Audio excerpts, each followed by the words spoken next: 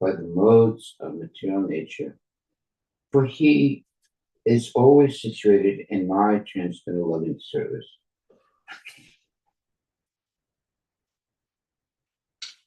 Purport by His Divine Grace, A.C. Bhaktivedanta Swami.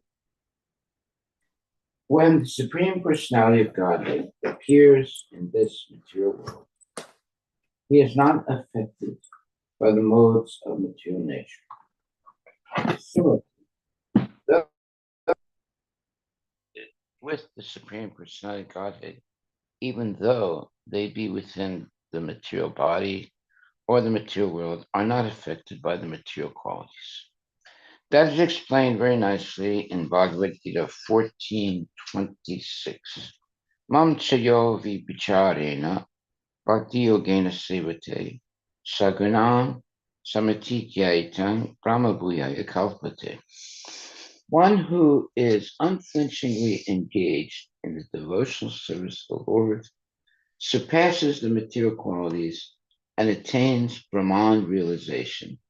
In this connection, Srila Rupa Goswami says that if a person is always engaged in the service of the Lord with his body, words, and mind, he is to be considered liberated, although living in the material world. Well, okay. If one is always engaged in the service of the Lord, such a person is considered to be liberated, even though he's still in the material world. Text number 9. The Supreme Personality of Godhead, Lord Vishnu, continued, My dear King Prithu, when one situated in his occupational duty engages in my loving service without motive for material gain, he gradually becomes very satisfied within. Purport by His Divine Grace, A.C. Bhaktivedanta Swami Prabhupada. This verse is also confirmed by the Vishnu Purana. Occupational duties are known as Varnashrama Dharma and apply to the apply to the 4 divisions of material and spiritual life, namely Brahmana, Kshatriya, Vaishya, and Sudra, and Brahmacharya, Grihastha, Vanaprastha, and Sannyasa. If one works according to the Varnashrama Dharma system and does not desire fruitive results, he gets satisfaction gradually. Discharging one's occupational duty as a means of rendering devotional service unto the Supreme Personality of Godhead is the ultimate goal of life. Bhagavad Gita confirms this as the process of karma yoga. In other words, we should act only for the satisfaction and service of the Lord. Otherwise, we will be entangled by the resultant actions. Everyone is situated in his occupational duty, but the purpose of material occupations should not be material gain. Rather, everyone should offer the results of his occupational activities. A Brahmana especially should execute his occupational duties not for material gain, but to please the Supreme Personality of Godhead. The Kshatriya, Vaishya, and Sudra should work in a similar way in this material world.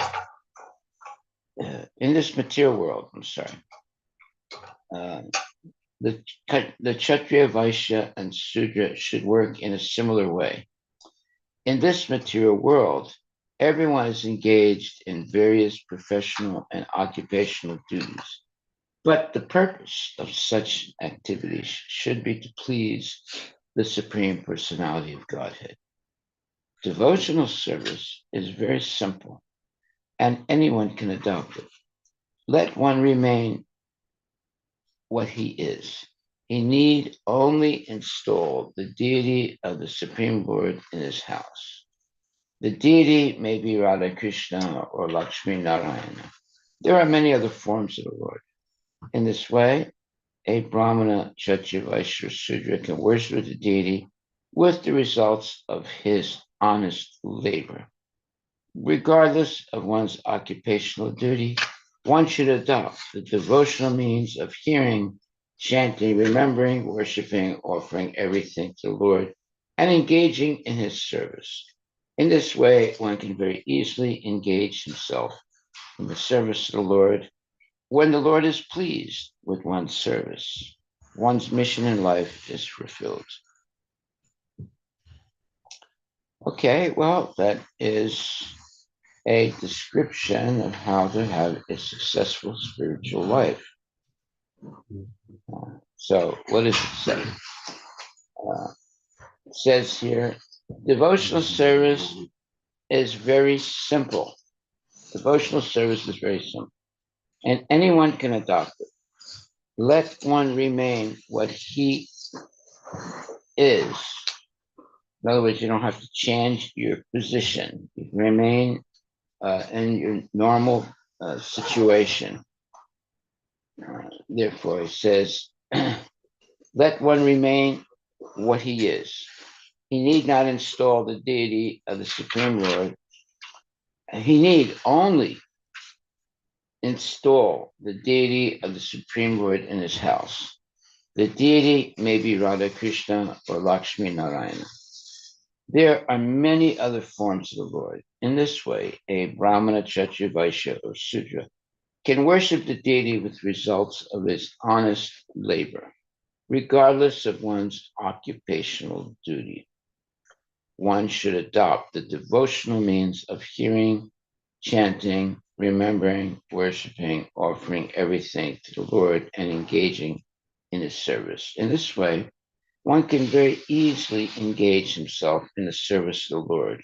When the Lord is pleased with one's service, one's mission in life is fulfilled. So this is a statement of very, let's say, simple spiritual life. That's why Prabhupada says devotional service is very simple, and anyone can adopt it. Okay, so how do you do that? He says, let one remain what he is. In other words, you don't have to change where you're living. You don't have to change anything. Okay, so let one remain where he is, what he is. He need only install the deity of the Supreme Lord in his house. Okay, so you can stay wherever you are, but now you install the deity in your house. The deity may be Radha Krishna or Lakshmi Narayana. There are many other forms of the Lord. In this way, a Brahmana, Kshatriya, Vaishya, Sudra can worship the deity with the results of his honest labor. Regardless of one's occupational duty, one should adopt the devotional means of hearing, chanting, remembering, worshiping, offering everything to the Lord, and engaging in the Lord's service. In this way, one can very easily engage himself in the service of the Lord. When the Lord is pleased with one's service, one's mission in life is fulfilled. Well, how would a person know if the Lord is pleased with one's service? That is a major question. You can know if the Lord is pleased if spiritual master is pleased. Normally, that is the way. And if you don't please the spiritual master, then that's a way to know that Krishna is not pleased. And if you do please the spiritual master, that's the way to know if Krishna is pleased. When the Lord is pleased with one's service, one's mission in life is fulfilled. Text number 10. When the heart is cleansed of all material contamination, the devotee's mind becomes broader and transparent, and he can see things equally. At that stage of life, there is peace, and one is situated equally with me as Sat Chit Ananda Vigraha. Okay, so seeing things equally, that's called uh, that is uh, that is called equal vision. Uh, you don't see the dog, the dog eater, or the pure devotee as being, uh, let's say, uh, you don't see the dog and the dog eater as being uh, different. They're both living entities. And the dog eater, of course, is engaged in uh, horrible type of life. But both can be purified if they come in contact with a genuine devotee. Therefore, that's why it says that when the heart is cleansed of all material contamination, the devotee's mind becomes broader and transparent, and he can see things equally. At that stage of life, there is peace, and one is situated equally with me as Sat Chit Ananda Vigraha. So Sat means eternity, Chit means knowledge, Ananda means bliss. Purport by Srila Prabhupada. The Mayavada conception of Kaivalya and that of the Vaishnava community is different. The Mayavadi thinks that as soon as one is free from all material contamination, he is merged into the existence of the Lord. The Vaishnava philosopher's conception of Kaivalya is different. He understands both his position and the position of the Supreme Personality of Godhead. In the uncontaminated condition, the living entity understands that he is the eternal servitor of the Supreme. And that is called Brahman realization, the spiritual perfection of the living entity. This rapport is very easily achieved, as stated in Bhagavad Gita, when one is engaged in the transcendental loving service of the Lord. He is immediately situated on the transcendental platform of Kaivalya or Brahman. Okay, so what does that mean? Uh, it means that by engaging always in devotional service, you transcend all the lower forms of life and become situated in your eternal position as the servant of the Lord. And that's why this verse says, when the heart is cleansed of all material contamination, the devotee's mind becomes broader and transparent, and he can see things equally. Well, what does it mean when the heart is cleansed of all material contamination? One has no more desires for sense gratification, and one is engaged fully in Krishna consciousness without being, uh, let's say, corrupted by material desires. So that then you have a broader vision and broader and transparent vision of life. And he can see things equally. At that stage of life, there's peace, and one is situated equally with me as Sat Chit Ananda Vigraha, eternity, knowledge, and bliss in the form of the pure devotee. Okay. So the Mayavadi conception, purport, the Mayavadi conception of Kaivalya and that of the Vaishnava community is different. The Mayavadi thinks that as soon as one is free from all material contamination, he is merged into the existence of the Supreme. The Vaishnava philosopher's conception of Kaivalya is different. He understands both his position and the position of the Supreme Personality of Godhead. In the uncontaminated condition, the living entity understands that he is the eternal servitor of the Supreme. And that is called Brahman realization, the spiritual perfection of the living entity. This rapport is very easily achieved, as stated in Bhagavad Gita. When one is engaged in the transcendental loving service of the Lord, he is immediately engaged in the transcendental platform of Kaivalya or Brahman. Well, Brahman realization is that you are the eternal servant of the Lord. And not only that, that you engage in the eternal service of pleasing the Lord through devotional service. That means that you have achieved this transcendental position, which is often called, let's say, the Kaivalya.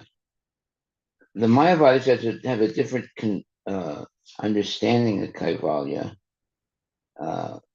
But here it says the Vaishnava philosopher's conception of Kaivalya is different.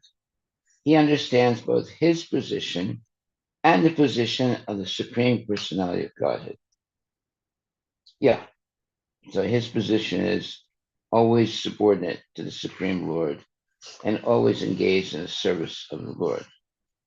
That is the Vaishnava's conception of Kaivalya. In the uncontaminated condition, the living entity understands that he is the eternal servitor of the Lord, and that is called Brahman realization, the spiritual perfection of the living entity. This rapport, this understanding your relationship with God, is very easily achieved, as stated in Bhagavad Gita. When one is engaged in the transcendental loving service of the Lord, he is immediately situated on the transcendental platform of Kaivalya or Brahman, meaning Brahman realization. All right, fine. But the Mayavadi conception of Kaivalya and that of the Vaishnava community is different. Why? The Mayavadi thinks that as soon as one is free from all material contamination, he is merged into the existence of the Supreme. Well, now, what does that mean exactly?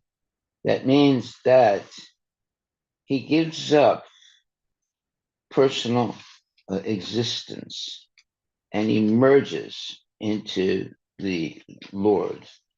In other words, he tries to become the Lord. And that's by rejecting his own personal identity and merging into the Lord's transcendental body. That's another way of saying suicide. If you give up your personal identity, that is a type of suicide. And this is what the Mayavadis do. Uh, the Mayavadis think that as soon as one is free from all material contamination, he is merged into the existence of the Supreme. On the other hand, the Vaishnava philosopher's conception of Kaivalya is different. He understands both his position and the position of the Supreme Personality of Godhead. So there's no question of merging into the Supreme Personality of Godhead. And the Vaishnava is not concerned about merging into the body of the Lord. He is concerned about serving the body of the Lord. Whereas the Mayavadi wants to merge into the body of the Lord and, in other words, become the Lord. And that is the difference between the Mayavadis and the Vaishnavas. That's why Prabhupada says the Mayavada conception of Kaivalya, which means liberated situation, and that of the Vaishnava community is different. The Mayavadi thinks that as soon as one is free from all material contamination, he is merged into the existence of the Lord. So as soon as you merge into the existence of the Lord, you have lost your personal identity. In other words, you're no longer a person. You've become the Lord in a sense. The Vaishnava philosopher's conception of Kaivalya is different. He understands both his position and the position of the Supreme Personality of Godhead. In the uncontaminated condition, the living entity understands that he is the eternal servitor of the Supreme, and that is called Brahman realization, the spiritual perfection of the living entity. So when you realize that you're the eternal servant of the Lord, you do not lose your identity. But the Mayavadis, they try and reject their individual identity so that they can merge into the body of the Lord and think that they become the Lord. So that is the major difference between the Mayavadi and the devotee. When one is engaged in a transcendental loving service to the Lord, he is immediately situated on the transcendental platform of Kaivalya or Brahman realization. So the concept of liberation for the Mayavadi is different than the concept of liberation of the Vaishnavas. Okay, so text number 11. Anyone who knows that this material body, made of the 5 gross elements, the sense organs, the working senses, and the mind, is simply supervised by the fixed soul, is eligible to be liberated from material bondage. Okay, purport. This verse describes how one can become liberated from material bondage. The first point is that one must know that the soul is different from his body. The soul is called Dehi, or one who possesses the body, and the material body is called Deha, or the embodiment of the soul. The body is changing at every moment, but the soul is fixed. In other words, it never changes. Therefore, the soul is called Kutastam. In other words, always maintaining its position. The change of body is enacted by the reactions of the 3 modes of nature. One who has understood the fixed position of the soul should not be disturbed by the incoming and outgoing interactions of the modes of material nature in the form of happiness and distress. In Bhagavad Gita also, Lord Krishna recommends that since happiness and distress come and go due to the interaction of the modes of nature on the body, one should not be disturbed by such external movements. Even though one is sometimes absorbed in such external movements, he has to learn to tolerate them. The living entity should be always indifferent to the action and reaction of the external body. Now, that is a very profound statement. One has to be tolerant of the ups and downs of material life. And how can you be tolerant of the ups and downs of material life? You be steady in your devotional service to the Lord. Everything might be going very nicely, or nothing might be going nicely. The devotee continues chanting Hare Krishna, Krishna Krishna, Hare Hare, Hare Rama, Rama Rama, Hare Hare, offering his food before he eats, and basically doing the same thing every day, chanting, offering food, and accepting food, and hearing about Krishna and so forth. Everything might be very peaceful, or there might be war. The devotee doesn't change his daily, let's say, duties in Krishna consciousness. Therefore, one is not distressed, or one is not influenced by uh, the in other words, if there is happiness or there's distress, the devotee continues in his regulated service of the Lord. He's not stopped by happiness or distress. In Bhagavad Gita also, Lord Krishna recommends that since happiness and distress come and go due to the interaction of the modes of nature on the body, one should not be disturbed by such external movements. Well, most people are disturbed by the external movements, by happiness and distress. Even though one is sometimes absorbed in such external movements, he has to learn to tolerate them. Well, see, that is the real, let's say, culture of the devotee. He learns to tolerate all situations. He does not freak out, as they say, because things are not going the right way. It's just like a parakeet. A parakeet can learn how to say Hare Krishna, Hare Krishna, Krishna Krishna, Hare Hare. Right? But as soon as someone grabs the throat of the parakeet, it goes ah like that. Right? There's no more Hare Krishna. Well, that means that the parakeet's chanting of Hare Krishna is artificial. Right? But the devotee, whether everything is going right or nothing is going right, he continues his steady service to Krishna without being disturbed. Okay, now it's not easy to do that unless you have full faith in Krishna. If you have full faith in Krishna, you're not disturbed when everything goes wrong, and you're not elated when everything goes right. You're steady in your service. That means that you are not in any way going to stop your service, whether everything is right or everything is wrong. Why? Because that is your life and soul to serve Krishna. You're not going to let anyone or anything stop you from your service.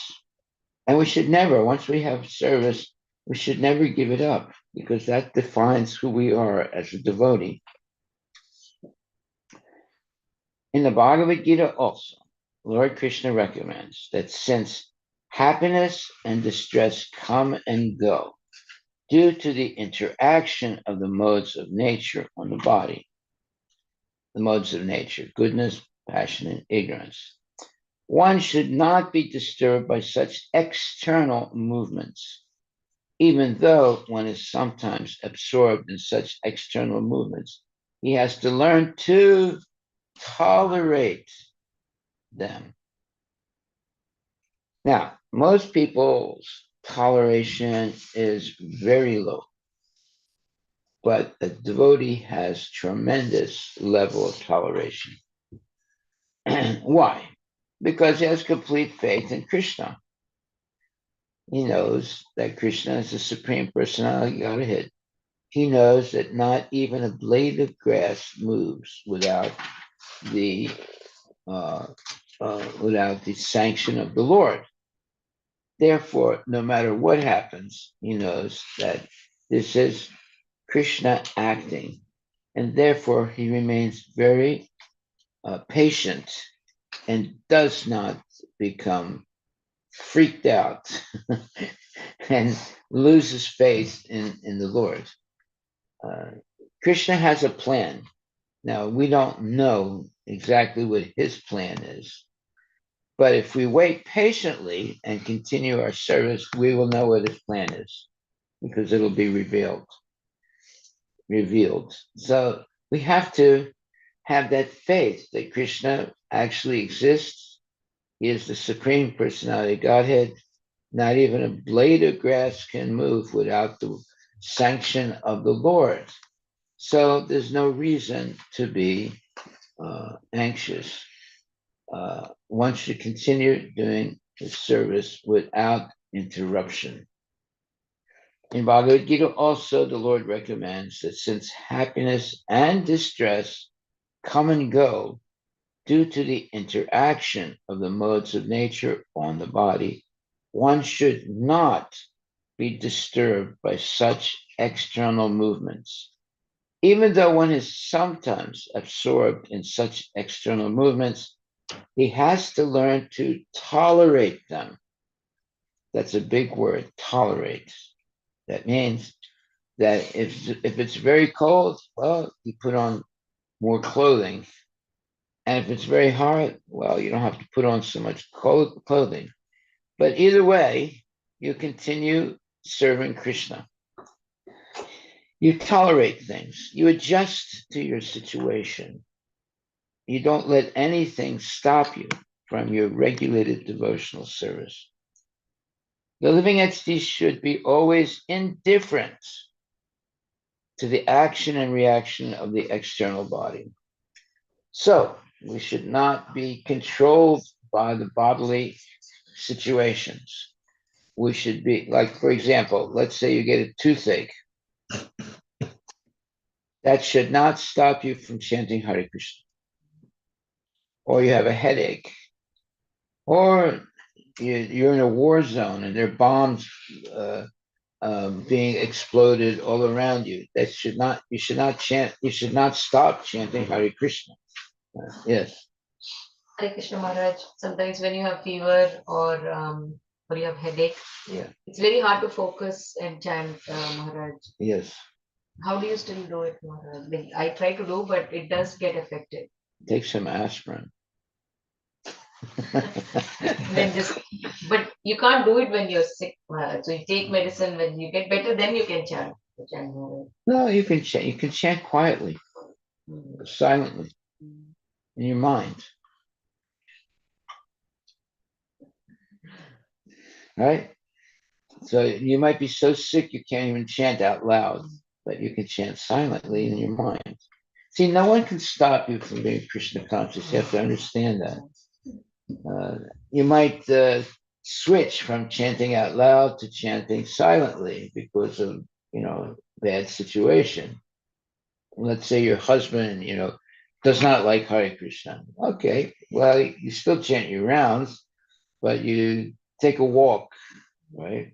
Or you chant silently at home. So no one can actually stop you from chanting Hare Krishna and being Krishna conscious. Some people try, but if you'll always find a way how to continue your devotional service. Okay,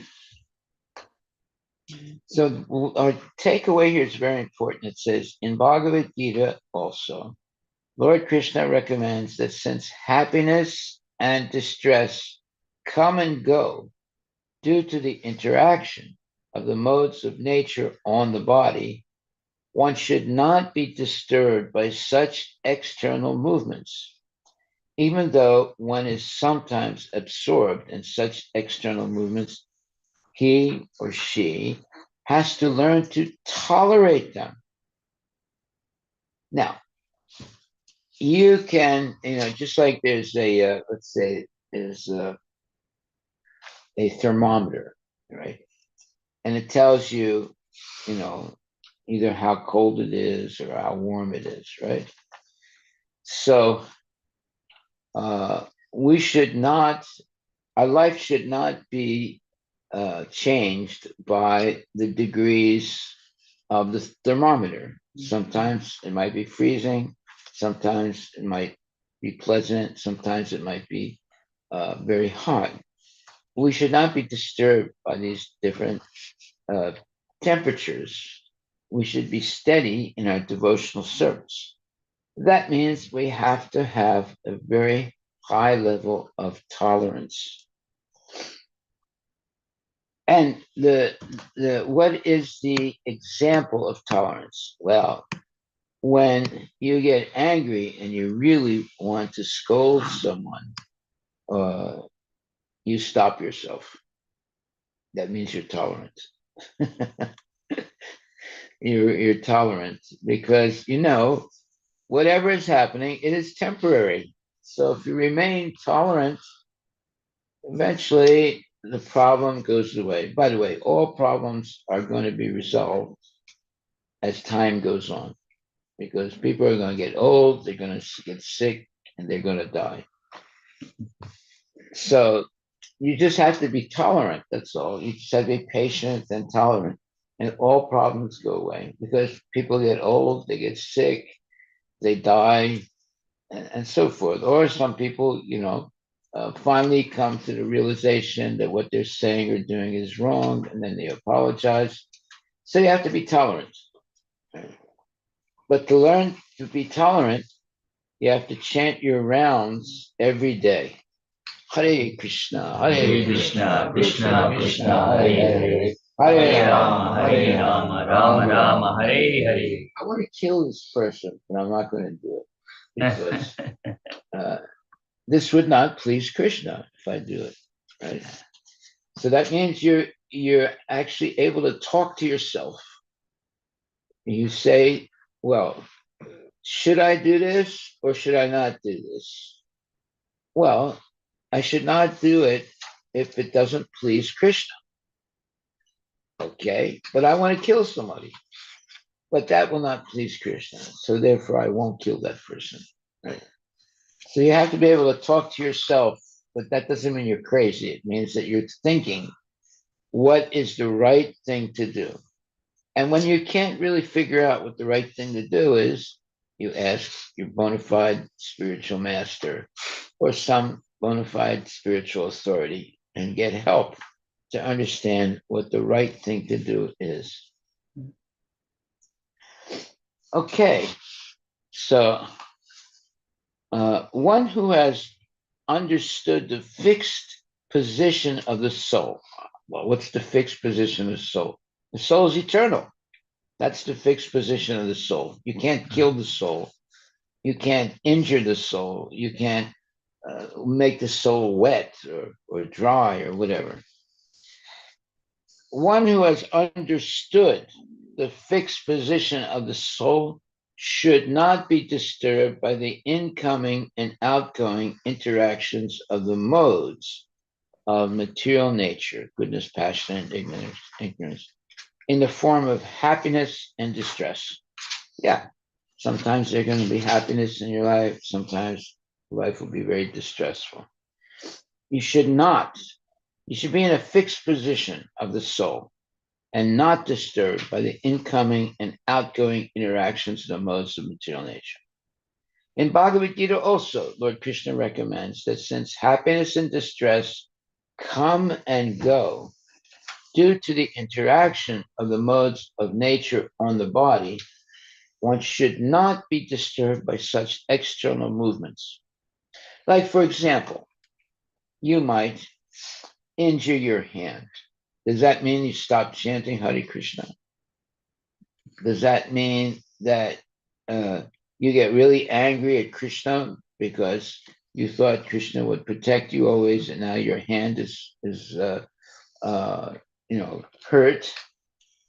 No, you remain patient and tolerant and accept whatever is happening as the plan of the Lord, and you wait and see what the result is. You don't say, "Oh, my hand got hurt. That means I don't believe in God anymore." No, that's not the right way to see things. Yeah. Yes. One question, Maharaj. Maharaj, in same example, like when, for example, hand got hurt, person is trying to tolerate, but at the same time, person or the devotee will not be able to render his services because whatever he was doing with the hand, it's all stopped. But chanting, he can continue. So how to tolerate that devotee is not able to render the service other than chanting? How to tolerate that those thoughts? By continuing service. I mean, if hand got hurt, we cannot render the service that the devotee was doing with the hand. But devotee has to stop his services because hand is not working, but he can chant. Well, no, that doesn't stop your service. Chanting is also service. Right. But it's a switch of service. like, because something is we have to give it away. So that how to tolerate that? Okay, it's okay not to do that, and we are doing the chanting only. How to convince, like, or how to be determined that that's fun. That's Well, both hands are not damaged, so you do work with the other hands. Right? I mean, look, you have a body now. The body is not going to last forever, right? But the one thing that can never be stopped is devotional service. In the worst situation, let's say your body is really in a bad situation, you can't do any physical service, you can do mental service. Therefore, no one can stop you from being engaged in devotional service. And mental service is also accepted by Krishna. If there's no other way, then you can continue doing the service mentally. Let's say, like sometimes we would go out on Sankirtan and the police would arrest us and put us in jail for 24 hours. And I told the devotees that I was with, I said, okay, we'll continue our service by meditating now. Now we're in jail. We can't go to the temple, but we're meditating, doing the service in our mind, right? So someone is meditating, cooking the dinner. Another person is meditating, washing the dishes. Another person is meditating, serving the prasadam, and like that. So the service doesn't end, but now it's being done mentally. Right? That I experienced that. We sometimes a long time ago, our Sankirtan would be arrested by the police, right? So I would tell the devotees, now we mentally do our service while we're in this jail. We'll get out eventually, but because we can't physically do the service, we can mentally do the service. So no one can stop you from being Krishna conscious. Let's put it like that. thank you. Yeah. Guru Maharaj. Yeah. I think there was one devotee in the past who was glorified. He pulled his eyes out and did a lot of devotional service. And pulling the eyes out doesn't look like extremism, even in the devotional process. I'm trying to get the name Well, in the line that in our that Parampara. devotee was very lusty, and he couldn't stop feeling lusty, and therefore he plucked out his eyes. Yeah, and and then went to Vrindavan and was always engaged in devotional service, chanting. but the pulling the eyes out doesn't please Krishna, right, Guru Maharaj? Well, that's pretty. That's what you would say. Extreme Extreme. way to control your life. If you pluck out your eyes, then you can't see anything, right? You're no longer attracted by the body of a female or whatever. Yeah. But you can pluck out your eyes in a different way by keeping them engaged in meditating on Krishna, right? So yeah. So you can have a picture of Krishna in your pocket, right? Yeah. And every time you feel as if your mind is wandering away, you just take out the picture and meditate on it. Right? So there are many ways to not pluck out your eyes. It's because he didn't have guru. That's why he ended up doing that. Well, it's because that he couldn't stop being attracted to women. He didn't have a guru. I'm not sure. No, this girl was the lady, The prostitute. the prostitute. Okay. Yeah. And And what's her name? Chintamani. Yeah, Chintamani. That was his guru. Yeah. Because he was so attracted to her that one evening the weather was really bad, and he risked going out in that very, very bad weather. And he, at one point, he grabbed a log, what he thought was a log. It was like an alligator, right? And fought with the alligator, and he kept going to reach her. And when he finally reached her home, and after going through all that bad weather, she said, "Hey, if you would use the same energy to serve Krishna, you would be a pure devotee." Yeah. And it sort of hit him like a rock, on the head, And what she said was true. What she said was true, that, if we could use that same energy to serve Krishna, he would become a pure devotee. That's also teaching us, like, if you don't have guru from the parampara, right? And even though you become a great devotee, but some of these hiccups in the process. Well, there's always going to be ups and downs in spiritual life. Yeah. But if we have the association of good devotees, we have support. Yeah. Okay. If we're alone, if we, let's say, don't like devotees, then you don't have any support. Yeah. Yeah. But if you like the association of devotees, when there are these ups and downs, you can have support by the community, right? So we should always be in the association of devotees. Right? When people want to be an island to themselves, they will usually run into a lot of problems. Yeah. But if you enjoy the association of devotees, especially going on Sankirtan, and hearing lectures and so forth, then you're happy. Yeah. Life is easy, actually. It's very easy. Why? Well, you don't have to cook food. It's being cooked. You just sit down and enjoy Krishna Prasadam. And then you go and dance, and you go on Sankirtan, and you hear lectures, and you build temples, and all this is pleasurable transcendental service for the Lord in the association of very nice devotees. So that's why it says here in the Bhagavad Gita also, Lord Krishna recommends that since happiness and distress come and go due to the interaction of the modes of nature on the body, one should not be disturbed by such external movements.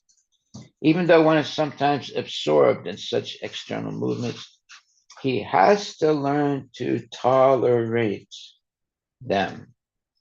The living entity should be always indifferent to the action and reaction of the external body. Yeah. Sometimes you might get a rash and it's driving you nuts, right? But it's not going to last forever. So you treat it and eventually it goes away. Right? So there's so many things that will happen to the body that disturb you, but you should be patient and not stop in your devotional service. Right? You get an itch, you get a rash, you get a wound, you lose a limb. Okay, but you can still chant Hare Krishna. Yeah. Yes. No, I'm just saying. Beautiful instructions. Haribol. Okay. So, text number 12.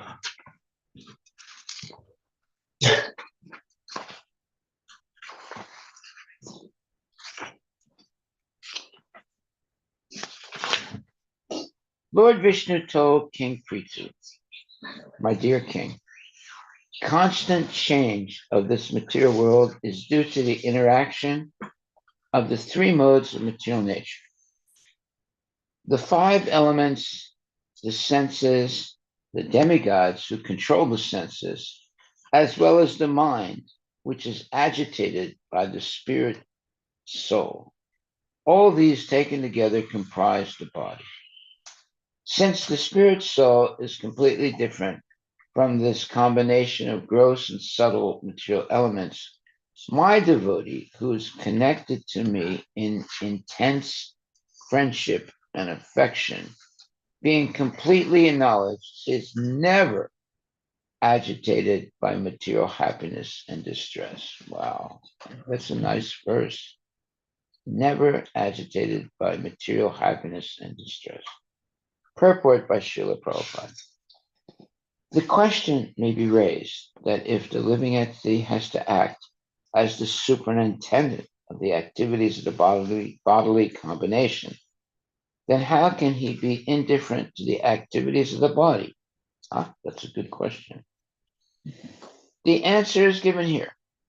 These activities are completely different from the activities of the spirit soul of the living entity. A crude example can be given in this connection. A businessman riding on a motor car sits in the car, supervises its running, and advises the driver. He knows how much gasoline is used up. He knows everything about the car, but still, he is apart from the car and is more concerned with his business. Even while riding in the car, he thinks of his business and his office. He has no connection with the car, although he is sitting there. As the businessman is always absorbed in thoughts of his business, so the living entity can be absorbed in thoughts of rendering loving service to the Lord. Then it will be possible to remain separate from the activities of the material body. This position of neutrality can be possible only for a devotee. The word bada sorada, bound in friendship, is particularly used here. Karmis, Gyanis, and Yogis cannot be bound in devotional service. Karmis fully engaged in the activities of the body. Their aim of life is to give comfort to the body only. Gyanis try to get out of entanglement by philosophical speculation, but they have no standing in the liberated position. Because they do not take shelter of the lotus feet of the Lord, they fall down from the exalted position of Brahman realization. Yogis also have a bodily concept of life. They think that they can achieve something spiritual by exercising the body through dharana, asana, pranayama, etc., as a yoga practices.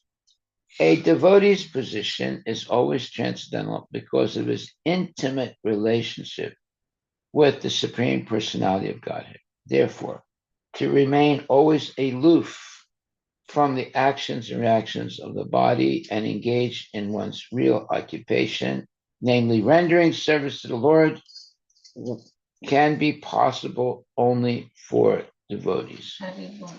That means we have to be engaged 24 hours a day. Let's say we get really sick. You can continue your service mentally. So therefore, you'll never be able to stop doing Krishna conscious activities. Yes. Hare Krishna Maharaj, because there's so many Buddhists, Maharaj. One of my friends is a staunch Buddhist, and she's also like us. Like she does all her work. She takes care of her kids. She takes care of her kids, and she has a business. She does simple work, but she's very devoted to her practices. And I mean, when she talks to me, I can tell that she is detached from what is happening in her kids' life or her life even, and she's very focused on her practices. And they also have Guru Parampara, like she gets very good instructions from her gurus also. How should we think about? Is she an Indian? She's Indian. Yeah. A Buddhist Indian. Yes. She's a Hindu, but now she's a Buddhist. Okay. Question is like, they're all, I mean, she's not a devotee, but she's able to tolerate what is happening around her, and she's able to detach. I don't know to what degree, but definitely I can align with her in how she's thinking about things in general. So how can she? How is she able to tolerate if she's not a devotee? Well, you can. Everybody has to tolerate, whether you're a Buddhist or you're not a Buddhist. Everybody has to tolerate things in life. Right? Like when a woman becomes pregnant, she has to tolerate 9, 10 months of carrying the baby. She can't say, "I can't do this anymore," and try and abort the baby. Right? I mean, she can try and do that, and people do that, of course, because they don't have any toleration. But the main thing is that the more we are Krishna conscious, the more we can tolerate things, especially tolerate anger, lust, and greediness. We should not become victims of anger, lust, and greediness. Those are 3 doors to hell. How do we control those things? By chanting Hare Krishna. Whenever you feel that you're losing control of your mind because it's overshadowed now by anger or lust or whatever, you just sit down somewhere quiet and chant Hare Krishna, Hare Krishna, Krishna Krishna, Hare Hare, Hare Hare Rama, Rama, Hare Hare Rama, Rama, Rama Rama Rama, Rama, Hare Hare. until those feelings go away. And they will if you keep chanting, right? And then you realize what a great benediction it is that Srila Prabhupada came and taught you how to chant. And now you have a way of controlling your mind and your senses by chanting the Hare Krishna Maha Mantra. Maharaj, come to our question also, Mataji's question. 12th chapter, Arjuna asked the same question. Evam Salpa Yuktaya Bhakta Samparpasate. They are devotees, they are the Mayavadis or Buddhists. Which one should I take? And then Krishna advises, the other path is very difficult. The other path is very difficult. Yeah. The devotional path is very easy. Yes. Because she does, I mean, we have a lot of conversations where she accepts everything, but death and extreme situations, they do get confused. But it's hard for them to tolerate. So I think that's when her and I have conversations and she understands. Krishna address. Yeah. Who are you talking? My friend Maharaj, she's been friends for like a long time. Okay. And she's been doing Buddhism for almost 10 years, or even 12 years now. Buddhism is Mayavad philosophy. It's But I feel I have 2 close friends, Maharaj. One is Buddhist and the other is follower of Sadhguru. Both wonderful people. I still feel the Buddhist person is more closer. well, because they believe in Buddha. Buddha is incarnation of Lord Krishna. At least she understands whatever I say. I feel she really respects whatever I'm following. She might follow something different. Whereas the other Sadhguru followers, I don't even know how to describe their thought process. Well, they think Sadhguru is God, more or less. But he's not. But your other friend believes that Buddha is God. So yeah, Buddha is God. And she follows whatever instructions of her spiritual master. Yeah. Very Strictly. I think that is the difference. In this case, Sadhguru himself says, "Oh, you don't have to follow what I'm saying," and he says, "Yeah, I think that's why like those people that I see, they'll try to follow, but they'll also follow their own instructions. Whereas in the Buddhist case, I see them strictly following their spiritual master's instructions." Yeah. Well, Buddha was a bona fide incarnation Yeah. There's a humility aspect that's Yes, different. yes, huge. In the other case, you're feeding the false ego. Yeah. The other side is the Lord Shiva worshippers. Typically, through the Bhagavatam page, we are learning Yakshasas, Rakshasas. Typically, they are more inclined to worship Lord Shiva.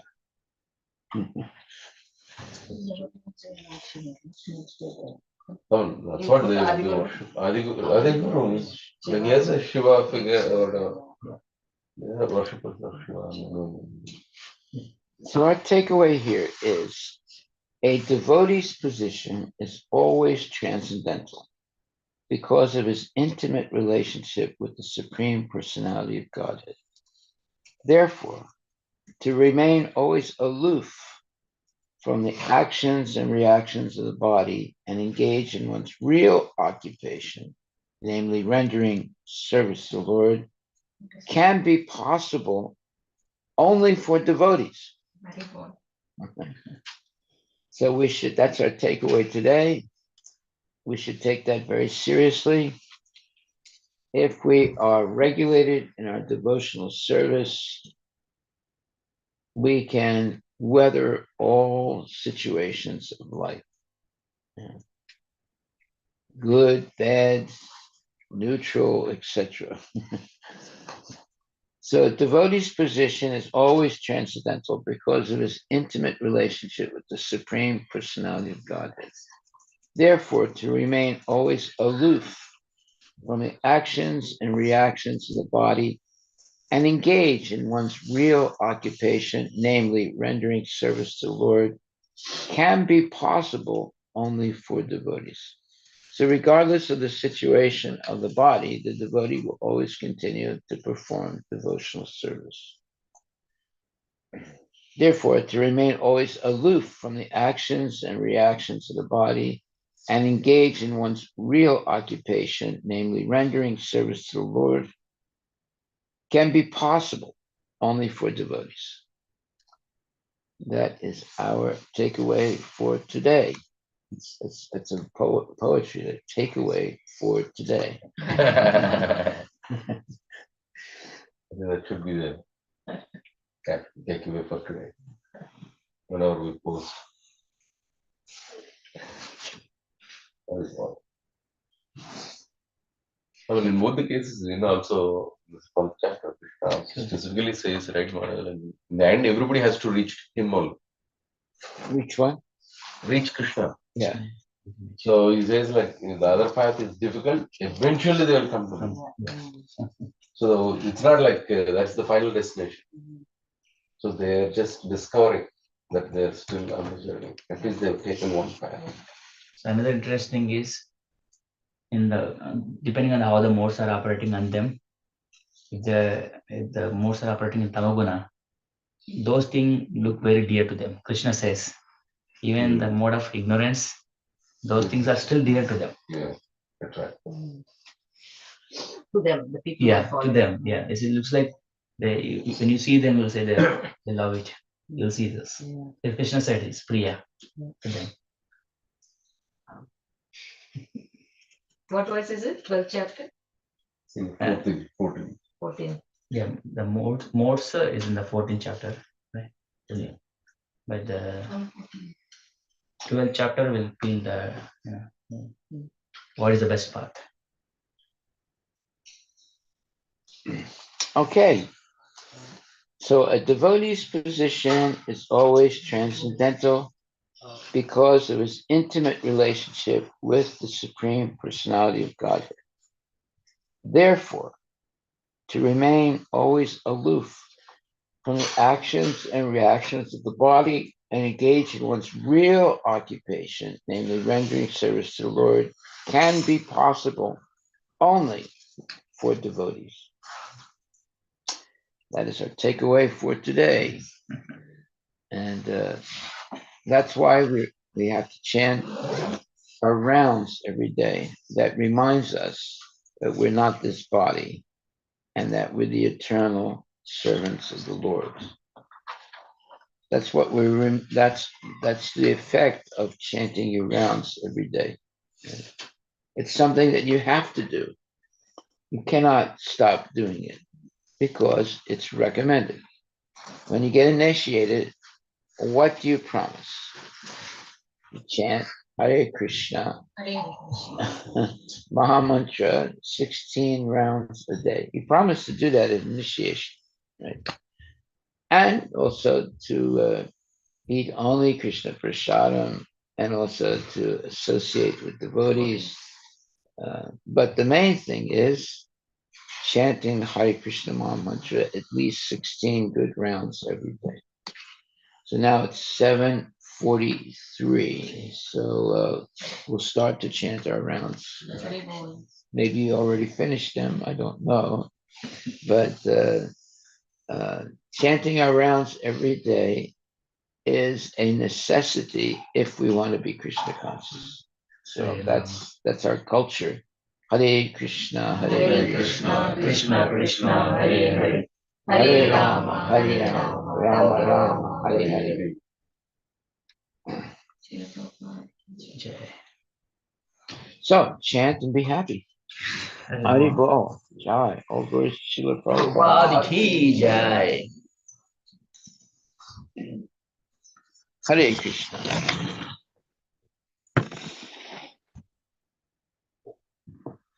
Thank you very much, my dear devotees. Don't doubt anything. Don't be afraid. Just keep chanting. Hare